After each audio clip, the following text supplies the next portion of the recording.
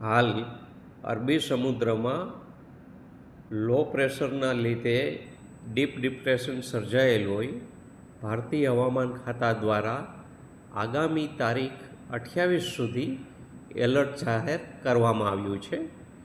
ભરૂચ જિલ્લો છે તેનો યલો ઝોનમાં સમાવેશ થાય છે, જેને ધ્યાને લઈ અને આગામી 28 તારીખ સુધી જિલ્લા વહીવટીતંત્રની તમામ પાંખ એના માટે તૈયારીઓ કરી લીધી છે, પ્રતિબદ્ધ છે. આ સમય દરમિયાન માછીમારોને દરિયો ન ખેડવા માટે ખાસ સૂચના આપવામાં આવે છે. મીઠાના અગરોમાં કામ કરતા અગરિયાઓ છે એમને પણ સાવચેતી સાથે શેલ્ટર હોમ છે ત્યાં આશરો લેવા માટે જણાવવામાં આવે છે. તમામ નાગરિકોને આ જે ભારે વરસાદની આગાહી છે તેને ધ્યાનમાં લઈ અને સાવચેતી વર્તવા માટેની અપીલ કરવામાં આવે છે.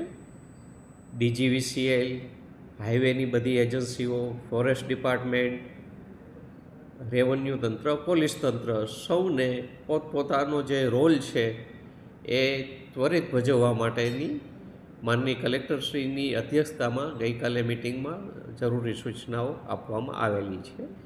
ક્યાંય વૃક્ષો પડી જાય તો તરત જ એને રિમૂવ કરવામાં આવે.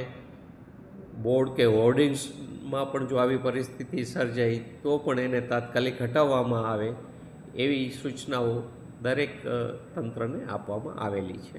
ખાસ કરીને વરસાદના કારણે લાઇટો જતી રહી છે, તો શું સમસ્યા સર્જાય છે અને પબ્લિકને શું અપીલ કરવામાં?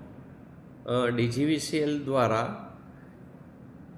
જ્યારે વધારે પવન ફૂંકાતો હોય ત્યારે સલામતીના પગલાં રૂપે પાવર કટ કરે છે, પણ એ ઝડપથી પુનઃસ્થાપિત થાય એના માટે રાત દિવસ DGVCLના તંત્રને પણ સૂચના આપેલી જ છે કે ઝડપથી વીજ પુરવઠો કાર્યરત થઈ જાય એના માટે એ લોકો પણ પ્રતિબદ્ધ છે. તો લોકો પણ એમાં સહકાર આપે એવી અપીલ છે.